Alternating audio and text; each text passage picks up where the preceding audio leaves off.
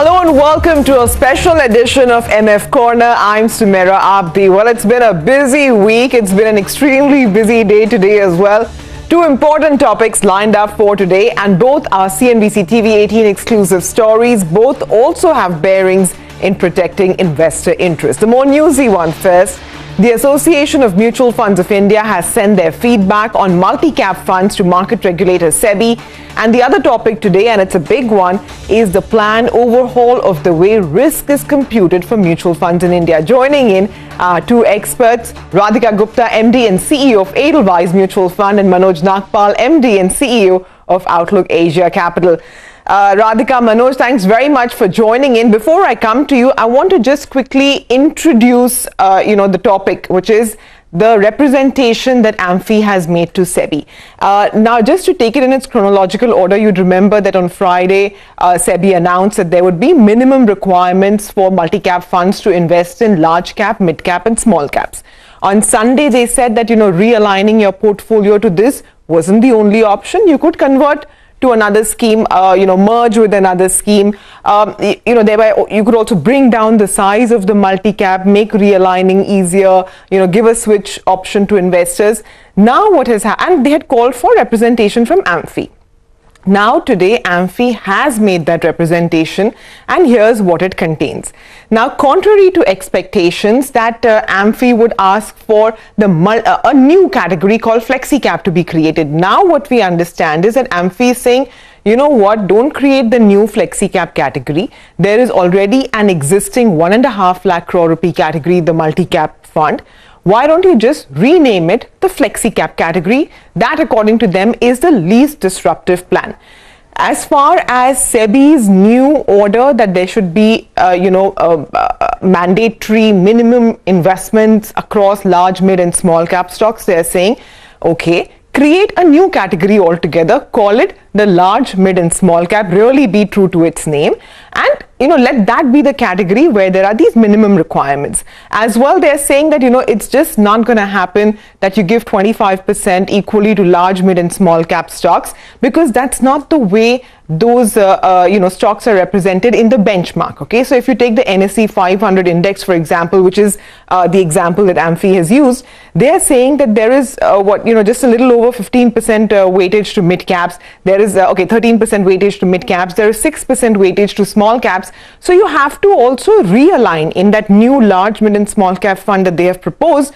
You have to also realign the minimum requirement that you're asking us to do to the reality of the benchmark, because anything which is gravely different from that would require a long time to be realigned. They've also asked for more time in any case, but they're saying that this is going to take ages. So now let me get our two experts in. Radhika, first to you, because you represent the industry itself. Asking Sebi to rename multi-cap funds to FlexiCap and saying that, whatever you wanted, which was that minimum 25% each, you can create your own new fund for that. It's, to my mind, akin to a rollback, asking Sebi to roll it back and do it my way. Do you think it's feasible? I think it's the right thing to do, Sumera. Thanks for having me on the show. I think in all this discussion, what is most paramount is investor interest, and that has to be most paramount for everybody in the system, whether it's Sebi or whether it is AMCs. Now, if you look at, and you use the word rehaul, but if you look at the multi-cap category, it is probably the most core capital category of equity mutual funds that's represented by the size of AUM. And when people come to any equity mutual fund category, the benchmark is a good indication of what they expect in the category. So what they expect in the category is probably 80% large cap, 20% mid and small cap. That 20% could be 30%, it could be 40%, because that's what ultimately the underlying benchmark is. And they also expect the fund manager to have flexibility in expressing these views. And that's what this 1 lakh crore of investors expect. Now, to expect that that will do a complete rehaul and become 25, 25, 25, have 50% mid and small cap, is a complete change in risk for existing investors. I think that is a little unfair to existing investors. There are separate issues about whether the size, you can absorb that much of small cap exposure as an industry. That's a separate issue altogether. I think from an investor point of view, they expected this. to align it to that is right, and so change it to FlexiCap so that existing investors are not disrupted. And of course, a new category is welcome, large, mid, small cap, whatever it is, where investors come in with those expectations, because they are very different risk rates. 20% versus 50% mid and small cap are distinct categories, and you should not disrupt existing investors, which is why I think the AMFI proposal is a very solid proposal. It causes the least amount of disruption to the system. Okay. Manoj, I'm sure Sebi, thought it was the best way forward to have representation from each market cap stock. I also take, the mutual fund industry's point of view that, there are some 93 lakh folios across, 35 schemes, 1.5 lakh crore rupee category do not cause this amount of disruption. Where is that fine line between the two? Sumera, yeah, I think those are both sides of the story, and I think what is very good is that there now seems to be a very consultative approach between AMFI and Sebi to get to a final consensus. So that's point number one. AMFI has put out a very pragmatic viewpoint from their side, and as I have been saying, multi-cap category globally means something. We ideally should not try to rechange the definition, and whether it's multi-cap or flexi-cap, they are interchangeably used names across the world. And whether you call it multi-cap or flexi-cap, it still means the same thing. And ideally, what investor has been promised, it should be continued. Secondly, and most importantly, I always say that the allocation across market caps is the decision of the investor and the role of an advisor in between, or the distributor in between. For the AMC or the Sebi to try to impinge on the role and try to see how much risk an investor should take is not really the best way forward for the industry also. And the suggestion of AMFI to create a completely new category, if Sebi is insistent on that, I think is a very welcome suggestion. Okay, but Radhika, if that new category, the large, mid and small cap is even created, is there going to be a rush to even launch that fund? See, I think different AMCs will have different point of views on launching the fund. You already have a mid-cap category, you already have a small-cap category, you already have a large and mid-cap category. Now, I am of the point of view that too many funds also creates a lot of chaos, but it's another product for investor appetite. I mean, there's one suggestion that says if I want one-third, one-third, one-third, why can't I buy one-third of each of the individual large, mid and small? Why do I need to do it in a combined fund? So I think on this topic, different AMCs will take different calls. It's also a function of what investor appetite is. If there's an increased investor appetite in mid and small cap funds, maybe you'll see people rush to do this. But I think it's really AMC to AMC specific. Yeah, and there are also a fair amount of people calling and saying that, if this were to come to pass in its present form, where does it leave, the role of an active fund manager? Because there are any number of people, say, for example, the kind of people who'd go the PMS route.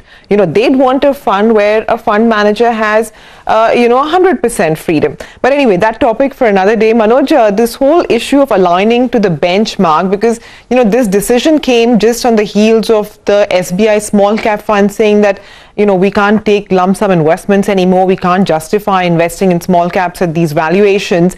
So therefore, do you think Sebi might be more, accepting of aligning the minimum requirements to the benchmark? The benchmark is one thing, and you can always create another benchmark. So if you are going to have 25% allocation to each category, then obviously there has to be a customized benchmark for such category. You can't use a normal NSE 500 or BSE 500 as the benchmark and insist that the fund house should allocate the portfolio differently. So in my view is that if that is accepted, that a new category will be created, and that is the way that Sebi and AMFI want to go, then a new benchmark will automatically be created to represent that. Okay. All right. Fair enough. So the, ball is now in Sebi's court. Like we said, this is Act 3. The next act is now going to come from Sebi's fold. We'll take a quick break. We'll continue this chat with Radhika and Manoj on the other side. An important story up next, and which is the planned overhaul of the way risk is computed for mutual funds. You'll want to stay tuned in for that one. Care Health Insurance. Welcome back to the special edition of MF Corner. Radhika Gupta, MD and CEO of Edelweiss Asset Management, and Manoj Nagpal, MD and CEO of Outlook Asia Capital, are my two guests this afternoon. Now, the second topic that we're discussing today is that Sebi's Riskometer, or rather the mutual fund Riskometer, is set to undergo a major overhaul. This is in line with Sebi saying that it will move to protect investor interests. Now, I spoke with a couple of sources, and what they're telling me is that the Riskometer, which currently has, 5 buckets, right? Low, moderately low, moderate, moderately high, and high. This will now be expanded to include a 6th category, which is called very high risk. As well, the way risk is computed for equity and debt funds is now going to change, right? So equity funds will have 3 criteria on the basis of which the risk bucket that they fall into will be calculated, and debt funds are going to have 3 criteria. Now, what are their criteria? For equity, it will be market cap, volatility, and the impact cost. For debt, it will be the credit quality of bonds, the duration of bonds, and the liquidity. Credit quality means, their rating, AAA, AA, how stable they are. Duration means how long they will be, 6 months, 1 year, 2 years, 5 years. And liquidity of bonds means how saleable they are, how quickly can you find a buyer for your bonds. Now, all of these will be on the basis of a credit score, and there will be some manner in which, some sort of a weighted average of this credit score will be derived, on the basis of which each scheme, and mind you, I say each scheme and not each category, because so far the risk is assigned according to the category of mutual funds. Now it will be assigned to each scheme based on the computation of scores on those parameters. What this will do is that, for example, take the case of, say, an ultra short-term bond fund. 3-4 AMCs will all have different risk profiles for these funds depending on what is the underlying. So someone with a higher proportion of AAA would have a lower rating, and the lower the better. That's my understanding. As well, credit risk funds will now mandatorily move into the very high risk category. That's the newly created category. On the equity side as well, the change will be that all equity funds, doesn't matter which category you fall into, would be either high or they would be very high. As well, this will have to be computed in real time. Okay, so monthly fact sheets are going to carry it as well. This is more pertinent for debt funds. Depending on what you have bought and sold in that month, your credit bucket may change altogether. So if you had, say 80% AAA bonds this month, but only 60% the next month, your rating will change according to that. Your fund will become riskier, and this change has to be expressly communicated to the investors. Also, what I understand from sources is that AMCs would have to maintain a sort of timeline of the way risk has evolved for each scheme. So, at a glance, you'd be able to see over the period of, say, the last year, how that fund has changed. So you'll know what is the general style of functioning of that fund. So Manoj, first to you on this. How likely does this sound to you? Because I'm told that, probably it's going to come soonish. And secondly, do these parameters require equal weightages, or is there anything which is more important than the other? So Sumera, on the representation of risk to an investor, this has been an Achilles heel for both the mutual funds and Sebi, and to investors also. If you remember earlier, it was started as color coding. There was brown, there was red, there was green, and multiple colors, which did not kind of fly. And we had done research at that point of time also, and given it to AMFI and Sebi to consider that. None of the investors understood what that color coding meant, and it was not a part of the decision making process. So based on our inputs and maybe others also, Sebi and AMFI had moved over to the Riskometer, wherein it was maybe a clearer representation of risk. However, just to highlight, we continuously do keep on doing research on what are the factors that an investor takes while taking his investment decision in mutual funds. And it's very unfortunate to report that in spite of the Riskometer being in existence for the last 4 to 5 years, in our research, and we are happy to share that research with AMFI or Sebi or the Mutual Fund Advisory Committee also, is that less than 1% of the investors even now understand the Riskometer or even consider that while making a decision-making tool before investing in a mutual fund. So our submission is always that first we have to get the risk parameter into the discussion mode while a person is taking the investment decision, and whatever is the risk to, whether it's a Riskometer, which is it should accurately represent the risk. So I think what MFAC or Sebi is doing at this point of time, trying to make the Riskometer reflect risk more accurately. But my view is that till the time it is not a part of the discussion in investors' decision-making process, it is a useless tool. And hence, the tool has to be not only refined, but it has to be brought into the discussion. And as well, that's a very simple way of doing this. And this is our suggestion to both Sebi and AMFI to consider, is that whenever returns by anybody is shown, so for example, if you go to a online platform today, they just show you the returns. They don't show you the Riskometer. So wherever returns are shown either by the mutual fund or by the distributor or by our online channel, the risk metric has to be shown.